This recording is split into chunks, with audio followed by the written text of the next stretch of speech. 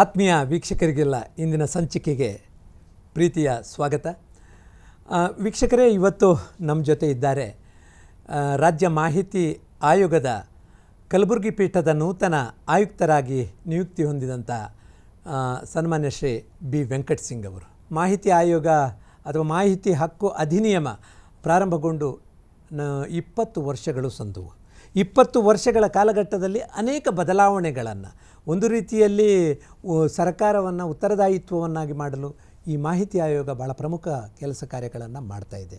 ಇಂತಹ ಸಂದರ್ಭದಲ್ಲಿ ನೂತನ ಮಾಹಿತಿ ಆಯುಕ್ತರು ನಮ್ಮ ಜೊತೆ ಮಾತಾಡ್ತಾ ಇದ್ದಾರೆ. ಅವರಿಗೆ ಭಾಳ ಹೆಮ್ಮೆ ಏನು ಅಂತ ಹೇಳಿದ್ರೆ, ವೆಂಕಟ್ ಸಿಂಗ್ ಅವರು ನಮ್ಮ ರಾಯಚೂರಿನವರು. ಮೂಲತಃ ಪತ್ರಕರ್ತರಾಗಿದ್ದುಕೊಂಡು ವೃತ್ತಿಯನ್ನು ಪ್ರಾರಂಭಿಸಿ ಬಹಳ ಸಮಾಜಮುಖಿಯಾಗಿ ಕೆಲಸ ಮಾಡಿ ಇವತ್ತು ಇಂಥ ಒಂದು ಹುದ್ದೆಯನ್ನು ಅಲಂಕರಿಸಿರುವುದು ಈ ನಮ್ಮ ಕಲ್ಯಾಣ ಕರ್ನಾಟಕ ಭಾಗದವರಿಗೆ ಬಹಳ ಹೆಮ್ಮೆಯ ಸಂಗತಿ.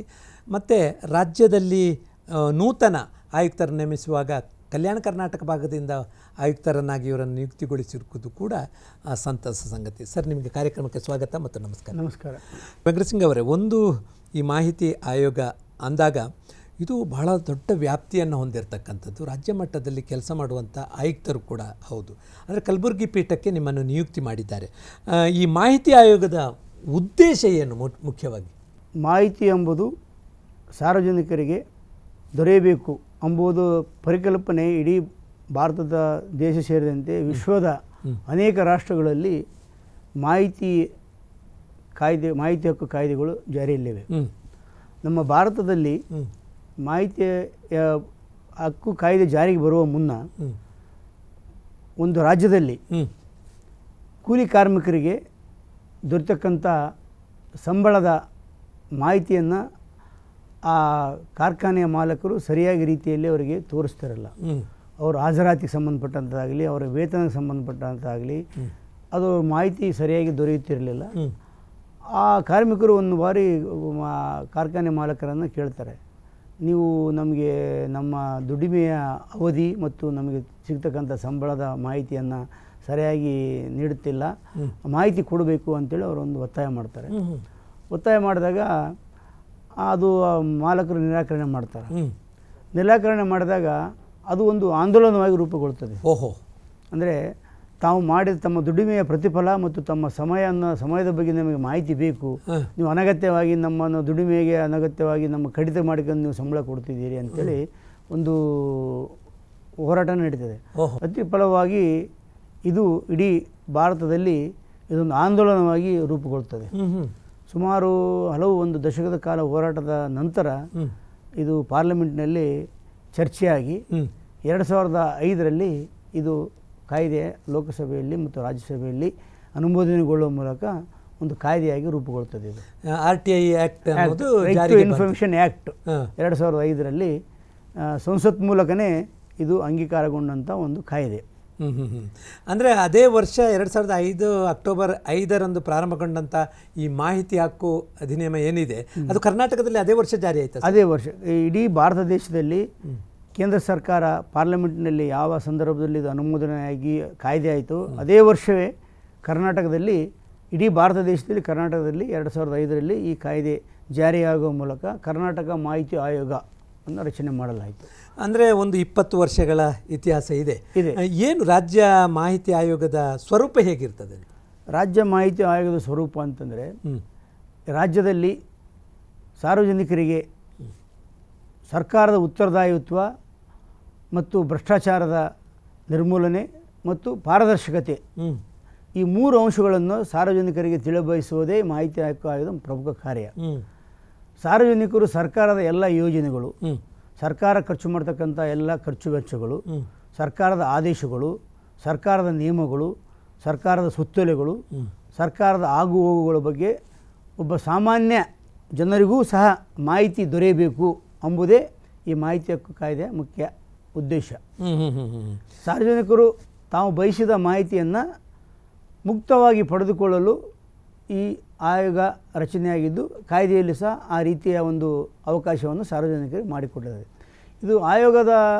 ಇದು ಹಕ್ಕು ಮುಖ್ಯ ಅಂದರೆ ಮನುಷ್ಯನಿಗೆ ನಮ್ಮ ಮೂಲಭೂತ ಹಕ್ಕುಗಳಲ್ಲಿ ಮಾತನಾಡುವ ಮತ್ತು ಬರೆಯುವ ಹಕ್ಕು ಏನಿದೆ ಅದರ ಅಡಿಯಲ್ಲಿಯೇ ಈ ಹಕ್ಕು ಸಹ ಸಾರ್ವಜನಿಕರಿಗೆ ಒಳಗೊಂಡಂತೆ ಇದೆ ಇದು. ಹಾಗಾದರೆ ನಮ್ಮ ರಾಜ್ಯ ಮಾಹಿತಿ ಆಯೋಗ ಯಾವ ರೀತಿಯಲ್ಲಿ ಕೆಲಸ ಮಾಡುತ್ತೆ? ಎಷ್ಟು ಆಯುಕ್ತರಿದ್ದಾರೆ, ಹೇಗೆ ಇದು?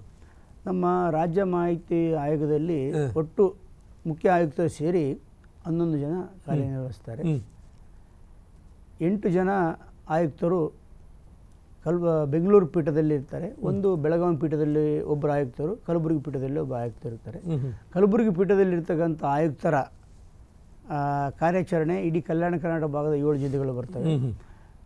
ಬೆಳಗಾವಿ ಪೀಠದಲ್ಲಿರ್ತಕ್ಕಂಥ ಪೀಠದ ಆಯುಕ್ತರ ವ್ಯಾಪ್ತಿಗೆ ಕರಾವಳಿ, ಇದು ನಮ್ಮ ಉತ್ತರ ಕರ್ನಾಟಕ ಭಾಗದ ಜಿಲ್ಲೆಗಳು ಬರ್ತವೆ. ಉಳಿದ ಪೀಠಗಳು 8 ಪೀಠಗಳು ಬೆಂಗಳೂರಿನಲ್ಲಿ ಕಾರ್ಯಾಚರಣೆ ಮಾಡುತ್ತಿದ್ದು, ಅಲ್ಲಿ ಉಳಿದಂಥ ಈ ಕಿತ್ತೂರು ಕರ್ನಾಟಕ, ನಮ್ಮ ಉತ್ತರ ಕರ್ನಾಟಕ ಮತ್ತು ಕಲ್ಯಾಣ ಕರ್ನಾಟಕ ಹೊರತುಪಡಿಸಿದ ಜಿಲ್ಲೆಗಳು ಆ 8 ಪೀಠದ ವ್ಯಾಪ್ತಿಗೆ ಬರ್ತವೆ. ವೆಂಕಟ ಸಿಂಗ್ ಅವರು, ಈಗ ಬಹಳ ಮುಖ್ಯವಾಗಿ ಕಲ್ಯಾಣ ಕರ್ನಾಟಕವನ್ನು ಕೇಂದ್ರೀಕರಿಸಿ ಕಲಬುರಗಿ ಪೀಠ ಇದೆ. ಈ ಭಾಗದ ಸಮಸ್ಯೆಗಳಿಗೆ, ಪ್ರಕರಣಗಳಿಗೆ ಇತ್ಯರ್ಥಪಡಿಸುವಂಥ ಕೆಲಸವನ್ನು ಮಾಡ್ತಾ ಇದೆ. ಈ ಮಾಹಿತಿ ಆಯೋಗದ ನೂತನ ಆಯುಕ್ತರು ತಾವು, ನಿಮ್ಮ ಜವಾಬ್ದಾರಿಗಳು ಹೇಗಿರ್ತವೆ ಅಂತ? ಕರ್ನಾಟಕ ಸರ್ಕಾರದ ವ್ಯಾಪ್ತಿಯಲ್ಲಿ ಬರ್ತಕ್ಕಂಥ ಎಲ್ಲ ಸರ್ಕಾರಿ ಕಚೇರಿಗಳು ಮತ್ತು ನಿಗಮ ಮಂಡಳಿಗಳು ಸರ್ಕಾರದ ವ್ಯಾಪ್ತಿಯಲ್ಲಿ ಮತ್ತು ಸರ್ಕಾರದ ಅನುದಾನಗೊಳಪಟ್ಟು ಮತ್ತು ವಿಧಾನಸಭೆಯಿಂದ, ವಿಧಾನ ಪರಿಷತ್ತಿನಿಂದ ಅಂಗೀಕಾರಗೊಂಡಂಥ ಯಾವುದೇ ಸರ್ಕಾರಿ ಕಚೇರಿ ಅದು ಮಾಹಿತಿ ಹಕ್ಕು ಕಾಯ್ದೆ ವ್ಯಾಪ್ತಿಗೆ ಬರ್ತಕ್ಕಂಥ ಕಚೇರಿಗಳು. ಅವಕ್ಕೆ ಪಬ್ಲಿಕ್ ಅಥಾರಿಟಿ ಅಂತ, ಸಾರ್ವಜನಿಕ ಪ್ರಾಧಿಕಾರ ಅಂತಾರೆ. ಸಾರ್ವಜನಿಕ ಪ್ರಾಧಿಕಾರ ಅಂದರೆ ಸಾರ್ವಜನಿಕ ಕಚೇರಿಗಳು.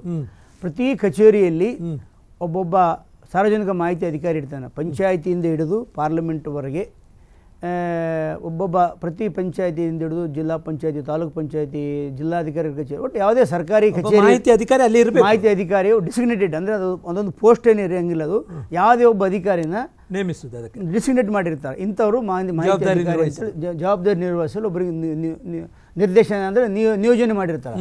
ಆ ಅಧಿಕಾರಿಗೆ ನಾವು ಸಾರ್ವಜನಿಕರು ಆ ಕಚೇರಿಗೆ ಸಂಬಂಧಪಟ್ಟಂಥ ಯಾವುದೇ ಮಾಹಿತಿಯನ್ನು ಬೇಕಾದರೆ ಅವರು ಕಾಯ್ದೆ, ನಮ್ಮ RTA ಕಾಯ್ದೆ 6(1) ಪ್ರಕಾರ ಅರ್ಜಿ ಸಲ್ಲಿಸಬೇಕು. ಅವರಿಗೆ 10 ರೂಪಾಯಿ ಪೋಸ್ಟಲ್ ಆರ್ಡರ್ ಮೂಲಕ ಅದು ಸಾರ್ವಜನಿಕರು ಆ ಕಚೇರಿಯಲ್ಲಿ ಅವರಿಗೆ ಅರ್ಜಿಯನ್ನು ಸಲ್ಲಿಸಬೇಕು. ನಮ್ಗೆ ಇಂತಿಂಥ ಮಾಹಿತಿಯನ್ನು ಬೇಕಾಗಿದೆ. ಕೇವಲ 10 ರೂಪಾಯಿ, ಕೇವಲ 10 ರೂಪಾಯಿ. ಅದು ಮತ್ತು BPL ಕಾರ್ಡ್ ಇದ್ದರಂದರೆ ಉಚಿತವಾಗಿ ಕೊಡಬೇಕಂತ.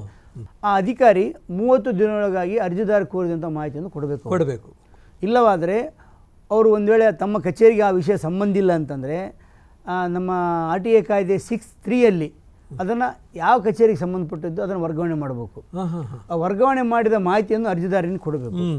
ಒಂದು ವೇಳೆ 30 ದಿನದಲ್ಲಿ ಆ ಸಾರ್ವಜನಿಕ ಮಾಹಿತಿ ಅಧಿಕಾರಿ ಅರ್ಜಿದಾರರಿಗೆ ಮಾಹಿತಿ ಕೊಡಲಿಲ್ಲ ಅಂತಂದರೆ ಆ ಅರ್ಜಿದಾರ ಅವರ ಕಚೇರಿಯಲ್ಲೇ ಮೇಲಾಧಿಕಾರಿ ಇರ್ತಾರೆ, ಅಂದರೆ ಫಸ್ಟ್ ಅಪಲೇಟ್ ಅಂತ ಇರ್ತಾರೆ ಅವ್ರ ಕಚೇರಿಯಲ್ಲಿ. ಉದಾಹರಣೆಗೆ ಈ ನಗರಸಭೆಯಲ್ಲಿ ನಾವು ಪ್ರಥಮ ಮಾಹಿತಿ ಅಧಿಕಾರಿ ಅಂದರೆ ಪಬ್ಲಿಕ್ ಇನ್ಫಾರ್ಮೇಷನ್ ಆಫೀಸರು ಮ್ಯಾನೇಜರ್ ಇದ್ದಂತ ಹೇಳ್ತಾರೆ. ನಗರಸಭೆ ಮ್ಯಾನೇಜರ್ ಇದ್ದಂದರೆ ಅವ್ರ ಮೇಲಾಧಿಕಾರಿ ಕಮಿಷನರ್ ಇರ್ತಾರೆ. ಪ್ರಥಮ ಮೇಲ್ಮನೆ ಪ್ರಾಧಿಕಾರ ಅಂತ ಇರ್ತದೆ, ಅದಕ್ಕಂತಾರೆ. ಅದಕ್ಕೆ 30 ದಿನದಲ್ಲಿ ಇವರು ಅರ್ಜಿದಾರ ತಮಗೆ ಮಾಹಿತಿ ಕೊಟ್ಟಿಲ್ಲ ಅಂತೇಳಿ ಅದನ್ನು ನೆಕ್ಸ್ಟ್ ಡೇ ವಿತಿನ್ 30 ಡೇಸ್ನಲ್ಲಿ ಅವ್ರ ಮೇಲ್ಮನೆ ಪ್ರಾಧಿಕಾರಕ್ಕೆ ಅವ್ರು ಅರ್ಜಿ ಸಲ್ಲಿಸ್ಬೋದು. ನಾನು ಇಂಥ ದಿನಾಂಕದಂದು ಇಂಥ ಮಾಹಿತಿಯನ್ನು ಕೋರಿ ಸಾರ್ವಜನಿಕ ಮಾಹಿತಿ ಅಧಿಕಾರಿಗೆ ನಾನು ಅರ್ಜಿ ಸಲ್ಲಿಸಿದ್ದೆ, ಆದರೆ ನಮಗೆ ನಿಗದಿತ ಅವಧಿಯಲ್ಲಿ ಅವ್ರು ಮಾಹಿತಿ ಕೊಟ್ಟಿಲ್ಲ ಅಂತೇಳಿ ನಾವು ಮೇಲ್ಮನೆ ಪ್ರಾಧಿಕಾರಕ್ಕೆ ನಾವು ಅದನ್ನು ಸಲ್ಲಿಸಬೇಕು. ಅವರು ಆ ಮೇಲ್ಮನೆ ಪ್ರಥಮ ಮೇಲ್ಮನೆ ಪ್ರಾಧಿಕಾರದಲ್ಲಿ ಅದರ ವಿಚಾರಣೆ ನಡೆಸಿ ಅವರು ಅರ್ಜಿದಾರ ಕೋರಿದ ಮಾಹಿತಿಯನ್ನು ಅಲ್ಲಿಗೆ ಕೊಟ್ಟ ಮೇಲೆ ಆ ಅರ್ಜಿದಾರ ಅಲ್ಲಿಗೆ ತೃಪ್ತಿ ಆದಮೇಲೆ ಆ ಪ್ರಕರಣ ಅಲ್ಲೇ ಇತ್ಯರ್ಥ ಆಗಿಬಿಡ್ತದೆ, ಅಲ್ಲಿ ವಿಲೇವಾರಿ ಆಗಿಬಿಡ್ತದೆ. ಆದರೆ ಆ ಪ್ರಥಮ ಮೇಲ್ಮನೆ ಪ್ರಾಧಿಕಾರದಲ್ಲಿರ್ತಕ್ಕಂಥ ಅಧಿಕಾರಿ ಅರ್ಜಿದಾರನಿಗೆ ತಕ್ಕಂಥ ಮಾಹಿತಿ ಅಥವಾ ಅವ್ರ ಬೇಡಿಕೆ ಅವ್ರು ಕೋರಿದಂಥ ಮಾಹಿತಿ ಕೊಡದಿದ್ದಲ್ಲಿ ಆಗ ಅರ್ಜಿದಾರ ನಮ್ಮ ಎರಡನೇ ಮೇಲ್ಮನೆ ಪ್ರಾಧಿಕಾರ ನಮ್ಮ ಆಯೋಗಕ್ಕೆ ನೇರವಾಗಿ ಎರಡನೇ ಮೇಲ್ಮನೆ ಪ್ರಾಧಿಕಾರ ನಮ್ಮ ಆಯೋಗಕ್ಕೆ ಮುಂದೆ 1901ನಲ್ಲಿ ಅವ್ರಿಗೆ ಕೊಡಬೇಕು. ಯಾರಿಗೆ ಅರ್ಜಿ? ಪ್ರಥಮ ಮೇಲ್ಮನೆ ಪ್ರಾಧಿಕಾರಕ್ಕೆ. 1903ನಲ್ಲಿ ನಮ್ಮ ಆಯೋಗಕ್ಕೆ ಕೊಡಬೇಕು. ನಾವು ಆ ಆಯೋಗದ ಅವರು ಅರ್ಜಿ ಸಲ್ಲಿಸಿದ ನಂತರ ನಾವೇನು ಮಾಡ್ತೀವಿ, ಅರ್ಜಿದಾರರಿಗೂ ಮತ್ತು ಪ್ರತಿವಾದಿಗಳಿಗೂ, ಪ್ರತಿವಾದಿ ಅಂತಂದರೆ ಪ್ರಥಮ ಸಾರ್ವಜನಿಕ ಮಾಹಿತಿ ಅಧಿಕಾರಿ ಮತ್ತು ಪ್ರಥಮ ಮೇಲ್ಮನೆ ಪ್ರಾಧಿಕಾರ, ಅವ್ರಿಗೆ ಪ್ರತಿವಾದಿಗಳು ಅಂತೀವಿ ನಾವು. ಪ್ರತಿವಾದಿಗಳಿಗೆ ನೋಟಿಸ್ ಜಾರಿ ಮಾಡ್ತೀವಿ. ನಾವು ಇವರಿಬ್ಬರು ಇಂಥ ದಿನಾಂಕದಂದು ನೀವು ಮಾಹಿತಿ ಕೇಳಿದ್ದಾರೆ, ಇದ್ರ ಬಗ್ಗೆ ನೀವು ಕೊಟ್ಟಿಲ್ಲ, ಅವ್ರ ಮೇಲ್ಮನೆಯನ್ನು ನಮ್ಮ ಹತ್ರ ಸಲ್ಲಿಸಿದ್ದಾರೆ, ನೀವು ವಿಚಾರಣೆಗೆ ಹಾಜರಾಗಬೇಕಂತೇಳಿ ನಾವು ಪ್ರಾಧಿಕಾರಕ್ಕೆ, ಮೇಲ್ಮನೆ ಪ್ರಾಧಿಕಾರದಿಂದ ನಮ್ಮ ಆಯೋಗದಿಂದ ಅವರಿಬ್ಬರಿಗೆ ನಾವು ನೋಟಿಸನ್ನು ಜಾರಿ ಮಾಡ್ತೀವಿ. ನೋಟಿಸ್ ಜಾರಿ ಮಾಡಿದಾಗ ಅವ್ರು ಬಂದು ಅರ್ಜಿದಾರರು ತಮ್ಮದು ಹೇಳಿಕೆಯನ್ನು ನೀಡ್ತಾರೆ, ಪ್ರತಿವಾದಿಗಳು ತಮ್ಮ ಹೇಳಿಕೆಯನ್ನು ನೀಡ್ತಾರೆ. ಆವಾಗ ನಾವು ಕೆಲವು ಜನ ಮಾಹಿತಿ ಕೊಟ್ಟಿದ್ದೀವಿ ಸರ್, ನಾವು ಮಾಹಿತಿ ಕೊಡೋಕೆ ಆಗಲಿಲ್ಲ, ವಿಳಂಬ ಆಗಿದೆ ಅಂತೇಳಿ ಮಾಹಿತಿ ಕೊಡ್ತಿದ್ದಾರೆ. ಮತ್ತು ಈ ಅರ್ಜಿದಾರ ನನಗೆ ಮಾಹಿತಿ ವಿಳಂಬ ಆಗಿತ್ತು, ಇವ್ರ ಮೇಲೆ ಕ್ರಮ ಕೈಗೊಳ್ಳ್ರಿ, ಶಿಸ್ತು ಕ್ರಮ ಕೈಗೊಳ್ಳ್ರಿ, ದಂಡ ಹಾಕ್ರಿ ಅಂತ ಕೇಳ್ತಾರೆ. ಕೆಲವು ಜನ ಕೊಟ್ಟ ಮಾಹಿತಿಯನ್ನು ತೃಪ್ತಿಯಾಗಿ ಅಲ್ಲಿಗೆ ಪ್ರಕರಣ ಮುಕ್ತ ಇರ್ತದೆ. ಅವಾಗ ನಾವು ಅಂಥ ಪ್ರಕರಣ ಇತ್ಯರ್ಥ ಮಾಡ್ತೀವಿ. ದಂಡ ವಿಧಿಸುವುದು ಹಾಗೇನಾದರೂ ಇದೇನ? ದಂಡ ವಿಧಿಸುತ್ತಿದೆ. ಈಗ ಸತತವಾಗಿ ವಿಚಾರಣೆಗೆ ಗೈರು ಹಾಜರಾಗಿ ಸತತವಾಗಿ ಅಂದರೆ ಕನಿಷ್ಠ ಒಂದು 3 ವಿಚಾರಣೆಗಳಿಗೆ ಅರ್ಜಿದಾರ ಮತ್ತು ಪ್ರತಿವಾದಿಗಳು ಗೈರುಹಾಜರಾಗಿದ್ದಲ್ಲಿ ನಾವು ಅಥವಾ ಅರ್ಜಿದಾರ ಸತತವಾಗಿ ಹಾಜರಾಗಿ ಪ್ರತಿವಾದಿ ಅಧಿಕಾರಿ ಗೈರಾಗಿದ್ದಲ್ಲಿ ನಾವು ಅವರಿಗೆ ದಂಡ ವಿಧಿಸಲು ಒಂದು ಸೂಚನೆ 18(1) ಒಂದು ಇದಿದೆ, ನಮ್ಮ ಹತ್ರ ಪ್ರಯೋಜನ ಇದೆ. 21ನಲ್ಲಿ ನಾವು ಅವರಿಗೆ ಫಸ್ಟಿಗೆ ನಾವು ದಂಡ ವಿಧಿಸೋಕ್ಕೆ ಅಥವಾ ಶಿಫಾರಸು ಮಾಡೋಕ್ಕೆ ಒಂದು ಅಧಿಕಾರ ಇದೆ. ಆಮೇಲೆ ಅವರು ಆದ್ರೂ ಆಗಲಿಲ್ಲ ಅಂತಂದರೆ 22ನಲ್ಲಿ ಅವರಿಗೆ ಶಿಸ್ತು ಕ್ರಮವಾಗಿ ಅವ್ರಿಗೆ ಶಿಫಾರಸು ಮಾಡೋಕ್ಕೂ ಆಯುಕ್ತರಿಗೆ ಒಂದು ಇದಿದೆ. ಮತ್ತು ಇನ್ನು ಅರ್ಜಿದಾರ ತಮಗೆ ಮಾಹಿತಿ ಕೊಟ್ಟಿಲ್ಲ, ನಮಗೆ ಮಾಹಿತಿ ಕೊಡಲಾರದೆ ಅಲೆದಾಡಿಸ್ತಾರೆ, ನಮಗೆ ಬೇಸರ ಆಗಿದೆ, ಇವರಿಂದ ನಮಗೆ ಆರ್ಥಿಕ ನಷ್ಟ ಉಂಟಾಗಿದೆ ಅಂದರೆ ಆ ಅಧಿಕಾರಿ ಮೇಲೆ ನಾವು ಪರಿಹಾರ ಕೊಡಿಸೋಕ್ಕೂ ಅವಕಾಶ ಇದೆ. ಖರ್ಚು ವೆಚ್ಚ ವಸೂಲಿ ಮಾಡೋಕ್ಕೆ ಅವಕಾಶ. ಅರ್ಜಿದಾರ ಶಿಸ್ತು ಕ್ರಮ ಕೈಗೊಳ್ಳೋಕೆ ಅವ್ರು ದಂಡ ಅವ್ರ ಮೇಲೆ ಇದು ಮಾಡ್ಬೇಕಂತೇಳಿ 18(1) ಕೇಳೋಕ್ಕೂ ಅವಕಾಶ ಇದೆ. ಅಂದರೆ ಅರ್ಜಿದಾರನಿಗೆ ಒಂದೇ ಕಾಲಕ್ಕೆ 2 ಇದನ್ನ ಪರಿಹಾರಗಳನ್ನು ಕೇಳಂಗಿಲ್ಲ. 19(3) ಮಾಹಿತಿ ಕೊಡಿಸಂತ ಕೇಳಬೇಕು, ಇಲ್ಲ 18(1) ಅವ್ರ ವಿರುದ್ಧ ಕ್ರಮಕ್ಕೆ ಕೇಳಬೇಕು. ಎರಡರಲ್ಲಿ ಒಂದು ಕೇಳಬೇಕು. ಇಲ್ಲ ಸರ್, ನನಗೆ ನನಗೆ ಮಾಹಿತಿ ಇಲ್ಲಿವರೆಗೆ ಕೊಟ್ಟಿಲ್ಲ, ನನಗೆ ಮಾಹಿತಿ ಬೇಡ, ನನಗೆ ಬೇಸರ ಆಗಿದೆ, ಅವ್ರ ಮೇಲೆ ಕ್ರಮ ಕೈಗೊಳ್ಳಿ ಅಂತ ಹೇಳಿದ್ರೆ 18(1) ಕೇಳ್ಬೋದು. ಭಾಳ ಒಳ್ಳೆಯದು ಸರ್. ಕಳೆದ 20 ವರ್ಷಗಳಿಂದ ಮಾಹಿತಿ ಆಯೋಗ ಕೆಲಸ ಮಾಡ್ತಾ ಇದೆ. ನಮ್ಮ ಕಲಬುರಗಿ ಪೀಠದ ಸ್ಥಿತಿಗತಿ ಹೇಗಿದೆ? ಎಷ್ಟು ಪ್ರಕರಣಗಳಿವೆ? ಯಾವ ರೀತಿಯಲ್ಲಿದೆ ಅಂತ? ಕಲಬುರಗಿ ಪೀಠ ನಮ್ಮ ರಚನೆ ಆಗಿ 2022ರಲ್ಲಿ ರಚನೆ ಆಗಿತ್ತು. ರಚನೆ ಆದಮೇಲೆ ಇಲ್ಲಿ ಪೀಠದಲ್ಲಿ 2 ವರ್ಷದ ನಂತರ ಆಯುಕ್ತರು ಒಬ್ಬರು ಕೆಲಸ ಕಾರ್ಯಗಳನ್ನು ಮಾಡ್ತಿದ್ರು. ನಮ್ಮ ಕಲಬುರಗಿ ಪೀಠದಲ್ಲಿ ಈಗ ಇಲ್ಲಿವರೆಗೆ 6,000ಕ್ಕಿಂತ ಮಿಗಿಲು ಆದ ಪ್ರಕರಣಗಳು ಇಲ್ಲಿವರೆಗೆ ಬಾಕಿ ಇವೆ. 6,000 ಪ್ರಕರಣಗಳು. ನಾನು ಆಯುಕ್ತನಾಗಿ ನಿಯುಕ್ತಗೊಂಡಿದ್ದು 16/10/2025. ನಾನು ಅಧಿಕಾರ ಸ್ವೀಕಾರ ಮಾಡಿದ್ದು 21 ಅಕ್ಟೋಬರ್ನಲ್ಲಿ. ನನ್ನ ಕಾರ್ಯಾಚರಣೆ, ನನ್ನ ಎಲ್ಲ ಕಾರ್ಯಕಲಾಪಗಳ ಪ್ರಾರಂಭ ಆಗಿದ್ದು ಇದೇ ತಿಂಗಳು 3ನೇ ತಾರೀಕಿನಿಂದ, ನವೆಂಬರ್ 3ನೇ ತಾರೀಕಿನಿಂದ ನನ್ನ ಕಾರ್ಯಕಲಾಪಗಳ ಪ್ರಾರಂಭ ಆಗಿದ್ದು. ನಾನು ನನ್ನ ವ್ಯಾಪ್ತಿಯಲ್ಲಿ ಬರ್ತಕ್ಕಂಥ ಪ್ರಕರಣಗಳನ್ನು ಒಂದು ಸಲ ನೋಡಿದಾಗ ಸಾಕಷ್ಟು 2010ರಿಂದ ವರೆಗೆ ಇದ್ದಂಥ ಪ್ರಕರಣಗಳು ಸಹ ಬಾಕಿ ಇದ್ದಾವೆ. ಆ ಹಿನ್ನೆಲೆಯಲ್ಲಿ ನಾನೇನು ಮಾಡಿರೋದು ಮೊದಲ ನಿರ್ಧಾರ ಅಂದರೆ 2010ರಿಂದ 2022ರವರೆಗೆ ಇದ್ದಂಥ ಹಳೆ ಪ್ರಕರಣಗಳು 2010, 11, 12, 13, 14, 15 ಪ್ರಕರಣಗಳಿದ್ದಾವೆ. ಆ ಪ್ರಕರಣಗಳನ್ನು ಮೊದಲು ವಿಲೇವಾರಿ ಮಾಡಬೇಕು, ಹಳೆ ಪ್ರಕರಣಗಳು ವಿಲೇವಾರಿ ಮಾಡಬೇಕೆಂಬ ಹಿನ್ನೆಲೆಯಲ್ಲಿ ಈ ತಿಂಗಳ ನವೆಂಬರ್ 24ರಿಂದ ನಾನು ಕೋರ್ಟ್ ಕಾರ್ಯಕಲಾಪಗಳನ್ನು ಪ್ರಾರಂಭ ಮಾಡಿದ್ದೀನಿ. ಈಗಾಗಲೇ ನಾನು ಒಂದು 24ರಿಂದ ಇಲ್ಲಿವರೆಗೆ ನನ್ನ ಪ್ರಕರಣಗಳ ವಿಲೇವಾರಿ ಮತ್ತು ವಿಚಾರಣೆ ಮತ್ತು ವಿಲೇವಾರಿ ನಡೆದಿದೆ. ತ್ವರಿತವಾಗಿ ಆಗ್ತಾ ಇದೆ. ನಾನು ಈಗ ಆಲ್ರೆಡಿ 21 ಪ್ರಕರಣಗಳು ವಿಚಾರಣೆಗಿದ್ದು 21 ಪ್ರಕರಣಗಳನ್ನು ನಾನು ಮುಕ್ತಾಯಗೊಳಿಸಿದ್ದೀನಿ, ವಿಲೇವಾರಿ ಮಾಡಿದ್ದೀನಿ. ಅಂದರೆ ಈ 6,000 ಪ್ರಕರಣಗಳು ಇತ್ಯರ್ಥ ಆಗಬೇಕಾದ್ರೆ ಒಂದಷ್ಟು ಕಾಲ ಹಿಡಿತದೆ ಅಂತ. ಅದರ ಜೊತೆಗೆ ಹೊಸ ಪ್ರಕರಣಗಳು ಸೇರ್ಪಡೆ ಇರ್ತವೆ ಅಂತ. ಈಗ ನಾವು ಏಕಾಏಕಿಯಾಗಿ ನಾವು ಒಂದು ವಿಚಾರಣೆಗೆ ಹಾಜರಾಗಲು 1 ಅಥವಾ 2 ನೋಟಿಸನ್ನು ಕೊಡಲೇಬೇಕಾಗ್ತದೆ. ಅದಕ್ಕೂ ಸರಿಯಾದ ಮಾಹಿತಿ ಕೊಡಲಿಲ್ಲ ಅಂದರೆ, ಸ್ಪಂದನೆ ಮಾಡಲಿಲ್ಲ ಅಂದರೆ, ಆಯೋಗದ ನಿರ್ದೇಶನ ಪಾಲನೆ ಮಾಡಲಿಲ್ಲ ಅಂತಂದರೆ ನಾವು ಮುಂದಿನ ವಿಚಾರಣೆ ಒಳಗೆ ಅವರಿಗೆ ಶಿಸ್ತು ಕ್ರಮ ಆಗಲಿ, ದಂಡನೆ ಆಗಲಿ, ಶಿಸ್ತು ಕ್ರಮ ಆಗಲಿ, ಮತ್ತು ಅವರು ಖುದ್ದಾಗಿ ಹಾಜರಾಗಿ ಮಾಹಿತಿ ಕೊಡೋಲಾಗಲಿ, ಮತ್ತು ಅವ್ರ ಮೇಲೆ ತನಿಖೆಗೆ ವಿಚಾರಣೆ ಮಾಡಲು ಮೇಲಾಧಿಕಾರಿಗಳ ನಿರ್ದೇಶನ ಕೊಡೋದು, ಈ ಎಲ್ಲ ಅಧಿಕಾರನ ನಾವು ಬಳಸಬೇಕಾಗ್ತದೆ. ವೆಂಕಟ್ ಸಿಂಗ್ ಅವರು, ಬಹಳ ಮುಖ್ಯವಾಗಿ ಕಾನೂನಿನ ಪ್ರಕಾರ ಮಾಹಿತಿ ಕೋರಿಕೆಯನ್ನು ಒಬ್ಬ ನಾಗರಿಕ ಮಾಡಬಹುದು. ಆದರೆ ಯಾವ ರೀತಿಯ ಮಾಹಿತಿ ಅನ್ನೋದು ಬಹಳ ಮುಖ್ಯ.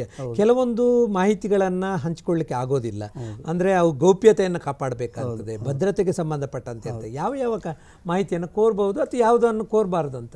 ಮಾಹಿತಿ ಹಕ್ಕು ಕಾಯ್ದೆಯಡಿ 8(1)J ಅಂತ ಒಂದು ಕಲಂ ಇದೆ. 8(1)J ಕಲಂನಲ್ಲಿ ಕೆಲವೊಂದು ಮಾಹಿತಿಯನ್ನು ಕೋರಲು ಮತ್ತು ಕೊಡಲು ವಿನಾಯಿತಿ ಇದೆ. ಅದು ಇದಕ್ಕೆ ಸಂಬಂಧಪಟ್ಟಿದ್ದಂತಂದರೆ ದೇಶದ ರಕ್ಷಣೆ, ಭದ್ರತೆ, ಮತ್ತು ದೇಶದ ಇಂಟಿಗ್ರಿಟಿಗೆ ಸಂಬಂಧಪಟ್ಟಂಥದ್ದು, ಸಮಗ್ರತೆಗೆ ಮತ್ತು ವೈಯಕ್ತಿಕ ಮಾಹಿತಿ, ನಮ್ಮ ವೈಯಕ್ತಿಕ ಮಾಹಿತಿ, ನಮ್ಮ ಬ್ಯಾಂಕ್ ಅಕೌಂಟ್ ಸಂಬಂಧಪಟ್ಟದಾಗಲಿ, ನಮ್ಮ ಆರೋಗ್ಯ ವಿಷಯಕ್ಕೆ ಸಂಬಂಧಪಟ್ಟಂಥದ್ದಾಗಲಿ, ಇಂಥವನ್ನೆಲ್ಲ ನಾವು ನಮ್ಮ ಬ್ಯಾಂಕ್ ಸ್ಟೇಟ್ಮೆಂಟ್ ಆಗಲಿ, ನಮ್ಮ ಆಡಿಟ್ ರಿಪೋರ್ಟ್ಗಳನ್ನಾಗಲಿ ವೈಯಕ್ತಿಕವಾದಂಥ ಮಾಹಿತಿಯನ್ನು ಕೊಡುವ ರೀತಿಯಲ್ಲಿ ಇಲ್ಲ A2G ಅಂದರೆ ಒಬ್ಬ ಮಾಹಿತಿ ಹಕ್ಕಿನ ಅಡಿಯಲ್ಲಿ ಅದನ್ನು ಕೇಳಬಾರ್ದು, ಅದನ್ನು ಕೊಡೋಕ್ಕೆ ಬರೋಂಗಿಲ್ಲ. ಅದರಿಂದ ವಿನಾಯಿತಿ ಇದ್ದಾವೆ. ಆದರೆ ಒಬ್ಬ ವ್ಯಕ್ತಿಯ ಜೀವನ ಮರಣಕ್ಕೆ ಸಂಬಂಧಪಟ್ಟಂಥದ್ದು ವಿಷಯ ಇತ್ತಂತಂದರೆ ವಿತಿನ್ 48 ಅವರ್ಸ್ನಲ್ಲಿ ಅದಕ್ಕೆ ಮಾಹಿತಿಯನ್ನು ಅವನ ಸ್ವತಂತ್ರಕ್ಕೆ ಮತ್ತು ಅವನ ಹಕ್ಕಿನ ಹರಣ ಆಗ್ತಿತ್ತು, ಅವನ ಸ್ವತಂತ್ರಕ್ಕೆ ಧಕ್ಕೆ ಬರ್ತಿತ್ತು, ಅವನ ಜೀವನ ಮರಣದ ಒಂದು ಸಮಸ್ಯೆ ಇತ್ತು ಅಂತಂದರೆ ಅಂಥ ಸಂದರ್ಭದಲ್ಲಿ 48 ತಾಸಿನೊಳಗಾಗಿ ಸಕ್ಷಮ ಪ್ರಾಧಿಕಾರ ಅಂಥ ಪ್ರಕರಣದಲ್ಲಿ ಮಾಹಿತಿ ಕೊಡಬೇಕು. ಆದರೆ ದೇಶದ ಭದ್ರತೆ ಮತ್ತು ತನಿಖಾ ಹಂತದಲ್ಲಿರ್ತಕ್ಕಂಥ ಮಾಹಿತಿಯನ್ನು ಕೊಡಬಲ್ಲ. ಸಪೋಸು ಒಂದು ಯಾವುದೇ ವಿಷಯಕ್ಕೆ ಸಂಬಂಧಪಟ್ಟಂತೆ ನ್ಯಾಯಾಲಯದಲ್ಲಿ ವಿಚಾರಣೆ ನಡೆದಿತ್ತಂದರೆ, ತಪಾಸಣಾ ಹಂತದಲ್ಲಿತ್ತಂದರೆ ಅಂಥ ಮಾಹಿತಿಯನ್ನು ನಾವು ಕೊಡೋಕ್ಕೆ ಅವಕಾಶ ಇಲ್ಲ. ಅದು ತನಿಖೆ ಪೂರ್ಣಗೊಂಡ ನಂತರ ಬೇಕಾದರೆ ಆ ಮಾಹಿತಿಯನ್ನು ಕೇಳಿದ್ರೆ ಕೊಡ್ಬೋದು. ತನಿಖಾ ಹಂತದಲ್ಲಿ ಇದ್ದುದು ನ್ಯಾಯಾಲಯದಲ್ಲಿರೋದು ಅಂಥ ಪ್ರಕರಣಗಳನ್ನು ವಿಚಾರಣೆ ನಡೆದಂಥ ಪ್ರಕರಣಗಳ ಬಗ್ಗೆ ಮಾಹಿತಿ ಕೊಡೋಕ್ಕೆ ಅವಕಾಶ ಇಲ್ಲ. ಈಗ ಮಾಹಿತಿ ಕೇಳುವ ಹಕ್ಕು ಎಲ್ಲರಿಗೂ ಇದೆ. ಆದರೆ ಕೆಲವೊಮ್ಮೆ ಏನಾಗ್ತದೆ ಅಂತ ಹೇಳಿದ್ರೆ, ಮಾಹಿತಿ ಹಕ್ಕು ಅರ್ಜಿಗಳನ್ನು ಸಲ್ಲಿಸುವುದರ ಮೂಲಕ ದ್ವೇಷ ಸಾಧನೆ ಆಗೋದು ಅಥವಾ ಒಂದು ಕೀಟ್ಲೆ ಮಾಡುವುದು ಇಂಥದ್ದು ಕೂಡ ನಾವು ಸಮಾಜದಲ್ಲಿ ಕಂಡು ಬರ್ತಾ ಇದೆ. ಇದಕ್ಕೆ ಮಾಹಿತಿ ಆಯುಕ್ತರಾಗಿ ನೀವು ಏನು ಎಚ್ಚರಿಕೆ ಕ್ರಮಗಳನ್ನು ತೆಗೆದುಕೊಳ್ತೀರಿ? ಈಗ ಇದು ಮಾಹಿತಿ ಕಾಯ್ದೆ ಏನಿದೆಯಲ್ಲ, ಸಾಕಷ್ಟು ಜನಪರವಾದಂಥ ಮತ್ತು ಜನಸ್ನೇಹಿಯಾದಂಥ ಕಾಯ್ದೆ ಇದು. ಹೌದು. ಇದು ದುರುಪಯೋಗ ಮಾಡಿಕೊಳ್ಳೋದೇ ಮೊದಲು ತಪ್ಪು. ಜನಪರವಾಗಿರ್ತಕ್ಕಂಥ ಕಾಯ್ದೆಯನ್ನು ಸಾರ್ವಜನಿಕರ ಹಿತದೃಷ್ಟಿಯಿಂದ ಮತ್ತು ಪಬ್ಲಿಕ್ ಇಂಟ್ರೆಸ್ಟ್ ಇರಬೇಕು. ನೀವು ಯಾವುದೇ ಮಾಹಿತಿಯನ್ನು ಕೇಳಿದರೆ ಅಂದರೆ ಅದರಲ್ಲಿ ಸಾರ್ವಜನಿಕ ಹಿತಾಸಕ್ತಿ ಇರಬೇಕು.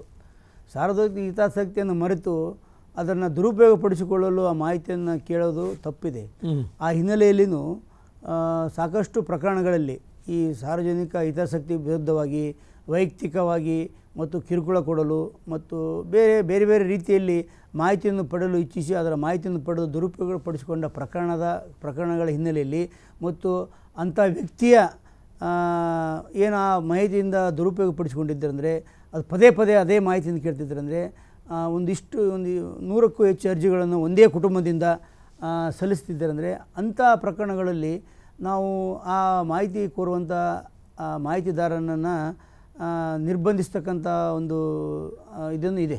ಅಂದರೆ ಬ್ಲ್ಯಾಕ್ ಲಿಸ್ಟ್ ಅಂತ ಏನಾದರೂ ಮಾಡ್ಕೋತೀರಾ? ಬ್ಲ್ಯಾಕ್ ಲಿಸ್ಟ್ ಅಂತ ಹೇಳೋಕ್ಕಾಗಲ್ಲ, ಅದಕ್ಕೆ ನಿರ್ಬಂಧಿಸ್ಬೋದು ಅಂತ. ಬ್ಲ್ಯಾಕ್ ಲಿಸ್ಟ್ ಅಂತೇಳಿ ಯಾವುದು ವರ್ಡ್ ಇಲ್ಲ. ಅಂದರೆ ಅವರದನ್ನು ಎಂಟರ್ಟೈನ್ ಮಾಡಲ್ಲ, ನಿರ್ಬಂಧಿಸ್ಬೋದು ಅಂತೇಳಿ ಪದೇ ಅದನ್ನೇ ಮಾಹಿತಿ ಕೇಳಿ ಇದರಿಂದ ಅಲ್ಲಿ. ಮತ್ತು ಪ್ರತಿಯೊಂದು ಪ್ರಾಧಿಕಾರದ ಸಾರ್ವಜನಿಕ ಕಚೇರಿಯಲ್ಲಿ ಇದಕ್ಕೆ ಆದಂಥ ಅಧಿಕಾರಿ ಇರಲ್ಲ. ಅವ್ರು ಬೇರೆ ತಮ್ಮ ದೈನಂದಿನ ಕೆಲಸ ಕಾರ್ಯಗಳ ಜೊತೆಗೆ ಇದನ್ನು ಮಾಡಬೇಕಾಗ್ತದೆ. ಅಂಥ ಸಂದರ್ಭದಲ್ಲಿ ಅರ್ಜಿದಾರರು ಒಂದೇ ವಿಷಯಕ್ಕೆ ಸಂಬಂಧಪಟ್ಟಂತೆ ಪದೇ ಅರ್ಜಿಗಳನ್ನು ಹಾಕಿದರೆ ಆ ಸರ್ಕಾರಿ ಅಧಿಕಾರಿ ಅದನ್ನೇ ಮಾಡಬೇಕಾಗ್ತದೆ. ಆ ಹಿನ್ನೆಲೆಯಲ್ಲಿ ಸರ್ಕಾರದ ಸಮಯ ಮತ್ತು ಹಣ ವ್ಯರ್ಥ, ಜೊತೆಗೆ ಅದರಿಂದ ಯಾವುದೇ ಒಂದು ಉದ್ದೇಶ ಈಡೇರಲ್ಲ. ಸಾರ್ವಜನಿಕ ಹಿತ ಇರಬೇಕು ಅದರಲ್ಲಿ. ಮುಖ್ಯವಾಗಿ ಸಾರ್ವಜನಿಕ ಹಿತ ಇದರಲ್ಲಿ. ಜನರಿಗೆ ಇನ್ನೂ ಕೂಡ ಈ ಮಾಹಿತಿ ಹಕ್ಕು ಅಧಿನಿಯಮದ ಬಗ್ಗೆ ಸಾಕಷ್ಟು ಮಾಹಿತಿಯ ಕೊರತೆ ಇರ್ತದೆ. ಕೆಲವರಿಗೆ ಮಾಹಿತಿ ಪಡಿಬೇಕಂತ ಇರ್ತದೆ, ಯಾವ ರೀತಿ ಪಡಿಬೇಕಂತ ಗೊತ್ತಿರೋದಿಲ್ಲ, ಯಾರನ್ನ ಸಂಪರ್ಕಿಸಬೇಕು ಅದು ಗೊತ್ತಾಗ್ತಾ ಇಲ್ಲ. ಇದಕ್ಕೊಂದು ಜನಜಾಗೃತಿಯ ವ್ಯವಸ್ಥೆ ಏನಾದರೂ ಇದೆನಾ ಅಂತ? ಅದು ಈಗಾಗಲೇ ಇದಕ್ಕೆ ಸಂಬಂಧಪಟ್ಟಂತೆ ಕಳೆದ 20 ವರ್ಷ ಆಯ್ತು ಇದು ಆಯೋಗ ರಚನೆಯಾಗಿ, ಕರ್ನಾಟಕದಲ್ಲಿ ಆಯೋಗ ರಚನೆಯಾಗಿ ಸಾಕಷ್ಟು ಕಾರ್ಯಚಟುವಟಿಕೆಗಳು ವಿಚಾರಣೆಗಳು ಆಗಿ ಒಂದು ಅನುಕೂಲ ಆಗಿದೆ. ಅನುಕೂಲ ಆಗಿಲ್ಲ ಅಂತ ಏನಂತಲ್ಲ, ಅನುಕೂಲ ಆಗಿದೆ. ಬಟ್ ಇನ್ನೂ ಆದ್ರೂ ಈ ಮಾಹಿತಿ ಆಯೋಗದ ಕಾರ್ಯಚಟುವಟಿಕೆಗಳು ಮತ್ತು ಮಾಹಿತಿ ಹಕ್ಕಿನ ಬಗ್ಗೆ ಮಾಹಿತಿ ಕೊರತೆ ಸಾರ್ವಜನಿಕರಲ್ಲಿದೆ ಮತ್ತು ಕೆಲ ಹಂತದ ಅಧಿಕಾರಿಗಳಲ್ಲಿದೆ.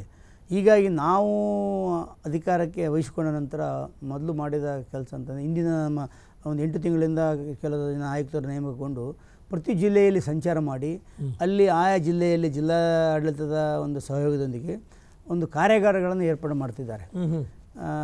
ಸಾರ್ವಜನಿಕರಿಗೆ ಮಾಹಿತಿ ಕೋರಿದಾಗ ಯಾವ ರೀತಿ ಮಾಹಿತಿ ಕೊಡಬೇಕು, ಮಾಹಿತಿ ಹಕ್ಕು ಕಾಯ್ದೆಯಲ್ಲಿ ಏನೇನು ಅವಕಾಶಗಳಿದ್ದಾವೆ ಕೊಡೋಕ್ಕೆ, ನಿರಾಕರಿಸಿಗೆ ಏನು ಅವಕಾಶಗಳಿದ್ದಾವೆ, ಇವುಗಳನ್ನೆಲ್ಲ ಅವರಿಗೆ ತಿಳಿಪಡಿಸಲು ಕಾರ್ಯಗಳನ್ನು ಮಾಡ್ತಿದ್ದಾರೆ. ನಮ್ಮ ಕಲಬುರಗಿ ಪೀಠದ ಆಯುಕ್ತನಾಗಿ ನಾನು ಅಧಿಕಾರ ಸ್ವೀಕಾರ ಮಾಡಿದ ನಂತರ ಕಳೆದ ತಿಂಗಳ 29ರಂದು ನಾವು ಬೀದರ್ನಲ್ಲಿ ಒಂದು ಜಿಲ್ಲಾಡಳಿತ ಸಹಯೋಗದೊಂದಿಗೆ ಅಧಿಕಾರಿಗಳಿಗೆ PIOs ಅಂತ ಸಾರ್ವಜನಿಕ ಮಾಹಿತಿ ಅಧಿಕಾರಿಗಳಿಗೆ ಮತ್ತು ತಾಲೂಕು ಮಟ್ಟದ ಅಧಿಕಾರಿಗಳಿಗೆ, ಜಿಲ್ಲಾ ಮಟ್ಟದ ಅಧಿಕಾರಿಗಳಿಗೆ ಒಂದು ಕಾರ್ಯಾಗಾರನ ನಾವು ಮಾಡಿದ್ದೀವಿ. ಮುಂದಿನ ದಿನಗಳಲ್ಲಿ ಕಲ್ಯಾಣ ಕರ್ನಾಟಕ ಭಾಗದ ಎಲ್ಲ ಜಿಲ್ಲೆಗಳಲ್ಲೂ ಈ ರೀತಿಯ ಕಾರ್ಯಗಳನ್ನು ಮಾಡುವ ಮೂಲಕ ನಾವು ಅಧಿಕಾರಿಗಳಿಗೆ ಜಾಗೃತಿ ಮೂಡಿಸೋ ಜೊತೆಗೆ ಈ ಸಂದೇಶವನ್ನು ಸಾರ್ವಜನಿಕರಿಗೂ ನೀಡಲು ನಮ್ಮದೊಂದು ಉದ್ದೇಶ ಇದೆ. ಅಂದರೆ ಈ ಜಿಲ್ಲೆ ಹಂತಕ್ಕೆ ಹೋಗಿ ನೀವು ಒಂದು ಕಾರ್ಯಾಗಾರವನ್ನು ಮಾಡಿ ಜಾಗೃತಿಯನ್ನು ಮೂಡಿಸೋದು. ಇದರಲ್ಲಿ ಜನಸಾಮಾನ್ಯರು ಕೂಡ ಪಾಲ್ಗೊಳ್ಳುವಂತೆ ಆಗ್ತದೆ. ಈ ಜನಸಾಮಾನ್ಯರು ಬಾಳುಗೊಳ್ಳೋ ಬಗ್ಗೆನೂ ಮುಂದಿನ ದಿನಗಳು ಮಾಡೋದಿದೆ. ಜನರಿಗೂ ಅಂದರೆ ಇದು ಯಾರೇ ಮಾಹಿತಿ ಹಕ್ಕಿನಲ್ಲಿ ಅರ್ಜಿ ಹಾಕ್ತಾರೆ ಅವರಿಗೆ ಎಲ್ಲ ಈ ಕಾಯ್ದೆ ಬಗ್ಗೆ ಗೊತ್ತಿರ್ತದೆ, ಸಾರ್ವಜನಿಕರಿಗೆ ಗೊತ್ತಿರ್ತದೆ. ಅದು ಮಾಹಿತಿ ಅಂತ ಹಾರ್ಡ್ ಏನಿಲ್ಲ. ಇದು ಒಂದು 30 ಸೆಕ್ಷನ್ಗಳು ಮಾತ್ರ ಈ ಒಳಪಡೋದ್ರಿಂದ ಮತ್ತು ಸರಳವಾಗಿ ಇರೋದ್ರಿಂದ ಸಾರ್ವಜನಿಕರು ಮಾಹಿತಿ ಹಕ್ಕಿನಡಿ ಏನು ಅರ್ಜಿಗಳಾಗ್ತಾರೆ ಅವ್ರಿಗೆ ಮಾಹಿತಿ ಇದೆ. ಬಟ್ ಇದನ್ನು ನಮ್ಮ ಅಧಿಕಾರಿಗಳು ಕೆಳ ಹಂತದ ವಿಶೇಷವಾಗಿ ಅಂತಂದರೆ ನಮ್ಗೆ ಅರ್ಜಿಗಳು ಹೆಚ್ಚು ಬರೋದು ಗ್ರಾಮ ಪಂಚಾಯತ್ ಲೆವೆಲ್ನಲ್ಲಿ. PDOಗಳಿಗೆ ಭಾಳಷ್ಟು ಅರ್ಜಿಗಳು ನಮ್ಮ 6000 ಅರ್ಜಿಗಳಲ್ಲಿ ಸುಮಾರು 50-60% ಹೆಚ್ಚು ಅರ್ಜಿಗಳು ಗ್ರಾಮ ಪಂಚಾಯತಿಗೆ ಸಂಬಂಧಪಟ್ಟವೇ ಇದ್ದಾವೆ. ಈಗ ಬಾಕಿ ನ್ಯಾಯಾಲಯಗಳಲ್ಲಿ ಲೋಕ ಅದಾಲತ್ನಂಥ ಕಾರ್ಯಕ್ರಮಗಳಿರ್ತವೆ. ಹಾಗೆ ನಿಮ್ಮ ಈ ಮಾಹಿತಿ ಆಯೋಗದಲ್ಲಿ ಅಂಥ ವಿಶೇಷವಾದಂಥ ಒಂದು ಇತ್ಯರ್ಥಪಡಿಸುವ ಪ್ರಕರಣಕ್ಕೆ ಸಂಬಂಧಪಟ್ಟಂತೆ ಏನಾದರೂ ಮಾಡಲಿಕ್ಕೆ ಸಾಧ್ಯ ಇದೆ ಏನಂತ? ಮಾಹಿತಿ ಆಯೋಗದಲ್ಲಿ ಇದು ಅದಾಲತ್ ಅಂತೇಳಿ ಹೇಳೋಕ್ಕಾಗಲ್ಲ. ಅದನ್ನು ಅಲ್ಲಿ ಅದಾಲತ್ನಲ್ಲಿ ರಾಜಿ ಸಂಧಾನ ಆಗ್ತದೆ. ಇಲ್ಲಿ ರಾಜಿ ಸಂಧಾನ ಆಗಲ್ಲ. ಇಲ್ಲಿ ಇದು ಪರಿಹಾರನೇ ಕೊಡಬೇಕಾಗ್ತದೆ. ಇಲ್ಲಿ ಮಾಹಿತಿ ಕೊಡಬೇಕು, ಇಲ್ಲ ದಂಡ ಹಾಕಬೇಕು, ಇಲ್ಲ ಪರಿಹಾರ ಕೊಡಿಸಬೇಕು. ಇಲ್ಲಿ ಇಷ್ಟು ಇದ್ರ ಕಾರ್ಯವ್ಯಾಪ್ತಿ. ಅಲ್ಲಿ ಸಿವಿಲ್ ಮತ್ತು ಕ್ರಿಮಿನಲ್ ಸಂಬಂಧಪಟ್ಟಂಥ ಪ್ರಕರಣಗಳು ಇರ್ತಾವೆ. ಅಲ್ಲಿ ರಾಜಿ ಸಂಧಾನದ ಮೂಲಕ ಲೋಕ ಅದಾಲತ್ನಲ್ಲಿ ಆ ಪ್ರಕರಣವನ್ನು ಇತ್ಯರ್ಥಪಡಿಸ್ಬೋದು. ಇಲ್ಲಿ ಆ ಸ್ವರೂಪದ ಪ್ರಕರಣಗಳಾಗಲ್ಲ. ಇದನ್ನು ನಾವು ನಮ್ಮ ಹಂತದಲ್ಲೇ ಆ ಮಾಹಿತಿಯನ್ನು ಕೊಡಿಸಿ ಆ ಪ್ರಕರಣಗಳನ್ನು ಇತ್ಯರ್ಥ ಮಾಡೋಕ್ಕೆ ನಾವೆಲ್ಲ ಪ್ರಯತ್ನ ಮಾಡ್ತೀವಿ. ನಿಮಗೆ ಗಮನಿಸಿದ ಹಾಗೆ ನಮ್ಮ ಕಲಬುರಗಿ ಪೀಠದಲ್ಲಿ ಹೇಗಿದೆ ಈ ಅರ್ಜಿಗಳ ಸಲ್ಲಿಕೆ ಆಗಿರ್ಬೋದು, ಅಥವಾ ಕಂಪ್ಯಾರಿಟಿವ್ಲಿ ರಾಜ್ಯದಲ್ಲಿ ಹೇಗಿದೆ ಅಂತ ನಮ್ಮ ಸ್ಥಾನಮಾನ? ಅಲ್ಲಿ ನಮ್ಮದು ಕಲ್ಯಾಣ ಕರ್ನಾಟಕದ 7 ಜಿಲ್ಲೆಗಳ ವ್ಯಾಪ್ತಿಯಲ್ಲಿ 6000 ಅರ್ಜಿಗಳನ್ನೇ ಭಾಳ ಹೆಚ್ಚಿನ ಸಂಖ್ಯೆನೇ. ಅತಿ ಹೆಚ್ಚು ನಮ್ಮ ಕಲ್ಯಾಣ ಕನ್ನಡ ಭಾಗದಲ್ಲಿ ಅತಿ ಹೆಚ್ಚು ಅರ್ಜಿಗಳು ರಾಯಚೂರಿನಲ್ಲಿದ್ದಾವೆ. ಕಡಿಮೆ ಅರ್ಜಿಗಳು ಬೀದರ್ನಲ್ಲಿದ್ದಾವೆ. ಈ ಹಿನ್ನೆಲೆಯಲ್ಲಿ ನಾವು ಪ್ರತಿ ಜಿಲ್ಲೆಯಲ್ಲಿ ಹೋಗಿ ನಾವು ಅದಾಲತನ್ನು ನಮ್ಮ ಕೇಸ್ಗಳನ್ನು ಹಿಯರಿಂಗ್ ಮಾಡಬೇಕು. ಹಿಂದೆಲ್ಲ ಮಾಡಿದ್ದಾರೆ, ಬಟ್ ಈಗ ಅದನ್ನು ಮಾಡೋಕ್ಕೆ ಅವಕಾಶ ಇಲ್ಲ ಅಂತ ಒಂದು ಮಾಹಿತಿ ಇದೆ. ಅಂದರೆ ಪೀಠನೇ ಬೇರೆ ಕಡೆ ವರ್ಗಾವಣೆ ಮಾಡೋಕ್ಕಾಗಲ್ಲ. ಆ ಪ್ರಕರಣಗಳನ್ನು ಇಲ್ಲೇ ಇತ್ಯರ್ಥಪಡಿಸ್ಬೋದು. ಮುಖ್ಯವಾಗಿ ಇಲ್ಲಿ ಪ್ರಕರಣಗಳು ಇಷ್ಟು ವಿಲೇವಾರಿಗೆ ಬಾಕಿ ಇರೋಕ್ಕೆ ಒಂದು 8 ತಿಂಗಳ ಕಾಲ ನಮ್ಮಲ್ಲಿ ಆಯುಕ್ತರು ಇರಲಿಲ್ಲ. ಆ ಕಾರಣಕ್ಕಾಗಿ ಇಷ್ಟು ಪ್ರಕರಣಗಳು ಉಳ್ಕೊಂಡಿದ್ದೇವೆ. ಇನ್ನು ಮಧ್ಯದಲ್ಲಿ ಏನು ಮಾರ್ಚ್ನಲ್ಲಿ ಅವರು ಅವರು ಹೋದ ನಂತರ ಏನು ಹೊಸದಾಗಿ ನಾವು ಬರೋವರೆಗೂ ಒಂದು 8 ತಿಂಗಳ ಕಾಲ ಬೆಂಗಳೂರಿನಲ್ಲಿರ್ತಕ್ಕಂಥ ಆಯುಕ್ತರು ಆಗಾಗ ಬಂದು ಇಲ್ಲಿ ಪ್ರಕರಣಗಳನ್ನು ವಿಚಾರಣೆ ಮಾಡಿ ವಿಲೇವಾರಿ ಮಾಡ್ತಿದ್ರು. ಆದರೆ ಕಾಯಮಾಗಿ ಯಾರು ಆಯುಕ್ತರು ಇರಲಿಲ್ಲ 8 ತಿಂಗಳ ಕಾಲ. ಆಯುಕ್ತರು ಈಗ ಬಹಳ ಮುಖ್ಯವಾಗಿ ಇತರ ರಾಜ್ಯಗಳಿಗೆ ಹೋಲಿಸಿದಾಗ ಕರ್ನಾಟಕದಲ್ಲಿ ಈ ಮಾಹಿತಿ ಹಕ್ಕು ಅಧಿನಿಯಮದಲ್ಲಿ ಸಲ್ಲಿಕೆಯಾಗುವ ಅರ್ಜಿಗಳಲ್ಲಿ ನಾವು ಎಷ್ಟನೇ ಸ್ಥಾನದಲ್ಲಿದ್ದೇವೆ ಅಂತ? ಇಡೀ ದೇಶದಲ್ಲಿ ಅತಿ ಹೆಚ್ಚು ಮಾಹಿತಿ ಹಕ್ಕು ನಡಿ ಅರ್ಜಿಗಳು ಬರೀ ದೇಶದಲ್ಲಿ ಅತಿ 61,000 ಮಹಾರಾಷ್ಟ್ರದಲ್ಲಿದ್ದಾವೆ, 51,000 ತಮಿಳುನಾಡಿನಲ್ಲಿದ್ದಾವೆ, 41,000 ಕರ್ನಾಟಕದಲ್ಲಿದ್ದಾವೆ. ಅಂದರೆ 3ನೇ ಸ್ಥಾನ. ದೇಶದಲ್ಲಿ 3ನೇ ಸ್ಥಾನದಲ್ಲಿ ಕರ್ನಾಟಕ ಇದೆ.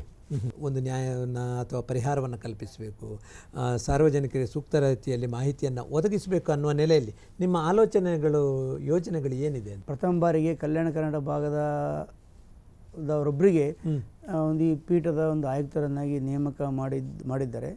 ನನಗೂ ಆಸಕ್ತಿ ಇದೆ.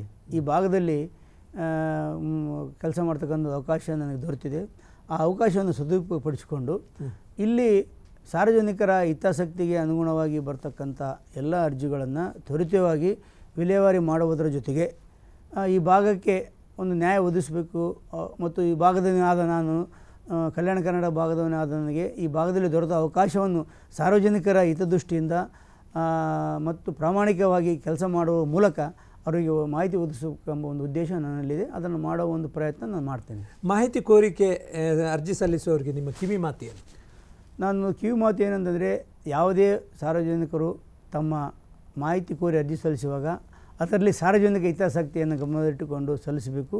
ಮತ್ತು ಮಾಹಿತಿ ಕೋರಿ ಸಲ್ಲಿಸುವ ಅರ್ಜಿಗಳನ್ನು ನಿಯಮಿತವಾಗಿ ಯಾವ ಸಂದರ್ಭದಲ್ಲಿ ಯಾರಿಗೆ ಸಲ್ಲಿಸಬೇಕು, ತದನಂತರ ಯಾರಿಗೆ ಸಲ್ಲಿಸಬೇಕು, ಯಾವ ರೀತಿಯ ಮಾಹಿತಿಯನ್ನು ಕೋರಬೇಕು ಎಂಬುದನ್ನು ಗಮನದಲ್ಲಿಟ್ಟುಕೊಂಡು ಮಾಹಿತಿ ಕೋರಿ ಸಲ್ಲಿಸಿದಾಗ ಅದಕ್ಕೊಂದು ಅರ್ಥ ಬರ್ತದೆ ಮತ್ತು ಸಕಾಲಕ್ಕೆ ಮಾಹಿತಿಯನ್ನು ದೊರೆಯುತ್ತದೆ. ಇದು ನಾನು ಸಾರ್ವಜನಿಕರು ಇದನ್ನು ದೃಷ್ಟಿಯಲ್ಲಿಟ್ಟುಕೊಂಡು ಮತ್ತು ಕಾಯ್ದೆಯಲ್ಲಿರ್ತಕ್ಕಂಥ ಅಂಶಗಳನ್ನು ಗಮನದಲ್ಲಿಟ್ಟುಕೊಂಡು ಮಾಹಿತಿ ಕೋರದಲ್ಲಿ ಅವರಿಗೂ ಒಳ್ಳೆಯದು ಮತ್ತು ಸಾರ್ವಜನಿಕರಿಗೂ ಒಳ್ಳೆಯದು ಮತ್ತು ಮಾಹಿತಿ ಕೊಡುವಂಥ ಅಧಿಕಾರಿಗಳು ಒಳ್ಳೆಯದು. ರಾಜ್ಯ ಮಾಹಿತಿ ಆಯೋಗದ ಕಲಬುರಗಿ ಪೀಠದ ಆಯುಕ್ತರಾಗಿ ಸನ್ಮಾನ್ಯ ಶ್ರೀ ವೆಂಕಟ ಸಿಂಗ್ ಅವರು ಹಳೆ ಪ್ರಕರಣಗಳನ್ನು ಇತ್ಯರ್ಥಪಡಿಸುವುದು ಮತ್ತು ತನ್ನದೇ ಆದಂಥ ವಿಚಾರಧಾರೆಗಳಿಂದ ಈ ಒಂದು ಆಯೋಗಕ್ಕೆ ಹೊಸ ಸ್ವರೂಪವನ್ನು ಕೊಡುವ ಒಂದು ಪರಿಕಲ್ಪನೆಯನ್ನು ನಮ್ಮ ವೀಕ್ಷಕರೊಂದಿಗೆ ತಾವು ವಿವರವಾಗಿ ಹಂಚಿಕೊಂಡಿದ್ದೀರಿ. ಸರ್, ಕಾರ್ಯಕ್ರಮಕ್ಕೆ ಬಂದು ಆಯೋಗದ ಕಾರ್ಯಚಟುವಟಿಕೆ ಬಗ್ಗೆ ವಿವರವಾಗಿ ಮಾಹಿತಿಯನ್ನು ನೀಡಿದ್ದಕ್ಕಾಗಿ ತಮಗೆ ಹೃತ್ಪೂರ್ವಕ ವಂದನೆಗಳು. ಧನ್ಯವಾದ. ನಮಸ್ಕಾರ. ನನಗೂ ತುಂಬ ಸಂತೋಷ. ನನ್ನನ್ನು ತಾವು ತಮ್ಮ ದೂರದರ್ಶನ ಕೇಂದ್ರಕ್ಕೆ ಆಹ್ವಾನಿಸಿ ಕರ್ನಾಟಕ ಮಾಹಿತಿ ಆಯೋಗದ ಬಗ್ಗೆ ಸಾರ್ವಜನಿಕರಿಗಿರ್ತಕ್ಕಂಥ ಏನು ಅವರಲ್ಲಿರ್ತಕ್ಕಂಥ ಆತಂಕಗಳು ಮತ್ತು ಅವರಲ್ಲಿರ್ತಕ್ಕಂಥ ಕೊರತೆಗಳು ಮತ್ತು ಅವರಿಗೆ ಮಾಹಿತಿ ಯಾವ ರೀತಿ ಪಡೆಯಬೇಕನ್ನೋ ಕುರಿತಂತೆ ಮತ್ತು ಕರ್ನಾಟಕ ನಮ್ಮ ಪೀಠದ ಬಗ್ಗೆ ಹಾಗೂ ಆಯೋಗದ ಬಗ್ಗೆ ಎಲ್ಲ ಮಾಹಿತಿಗಳನ್ನು ನಮ್ಮ ಮೂಲಕ ಪಡೆದುಕೊಂಡು ನನ್ನನ್ನು ಇಲ್ಲಿ ನನಗೆ ದೂರದರ್ಶನಕ್ಕೆ ಆಹ್ವಾನಿಸಿ ಸಂದರ್ಶನ ಮಾಡಿದಂಥ ಕಲಬುರಗಿ ದೂರದರ್ಶನ ಕೇಂದ್ರದ ಎಲ್ಲ ಅಧಿಕಾರಿ ವರ್ಗಕ್ಕೂ ಮತ್ತು ತಾಂತ್ರಿಕ ವರ್ಗಕ್ಕೂ ನನ್ನ ಕೃತಜ್ಞತೆಗಳನ್ನು ಸಲ್ಲಿಸ್ತೇನೆ. ನಮಸ್ಕಾರ. ಆತ್ಮೀಯ ವೀಕ್ಷಕರೇ, ಇದು ಇಂದಿನ ಸಂಚಿಕೆ. ಮತ್ತೆ ಮುಂದಿನ ವಾರ ಮತ್ತೊಂದು ಸಂಚಿಕೆಯ ಜೊತೆ ನಿಮ್ಮ ಜೊತೆ ಭೇಟಿಯಾಗ್ತೇವೆ. ನಮಸ್ಕಾರ.